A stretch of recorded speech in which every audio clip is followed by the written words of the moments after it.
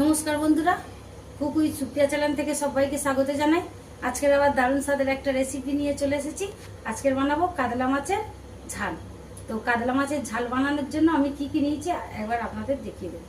পরিচয়, এখানে নিয়েছি কাতলা মাছ, হলুদ লঙ্কা, এই নুন, হলুদ গুঁড়ো, লঙ্কা গুঁড়ো, মাছের কুচি, লঙ্কা কুচি, টমেটো কুচি, আদা রসুন বাটা, শুকনো লঙ্কা, জিরে, তেজপাতা ফোড়নে দেবো। যা তেল দিয়ে দিয়েছি, তেল গরম হয়ে গেছে। মাছে লবণ হলুদটা মাখিয়ে নেব। লবণ দিলাম, হলুদ গুঁড়ো, লঙ্কা গুঁড়ো মাখিয়ে নেবো সুন্দর করে। বড় বড় পিস আছে কাতলা মাছের পেটি। এই পেটি খেতে খুব ভালো লাগবে। ভাজা দিয়ে গরম করার মধ্যে একে একে ছেড়ে দেবো।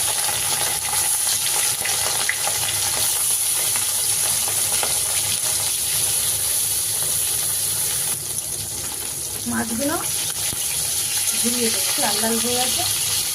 আর একটু করে এই কাতলা মাছের ঝাল খেতে হয়, তবে স্বাদ পাওয়া যায়।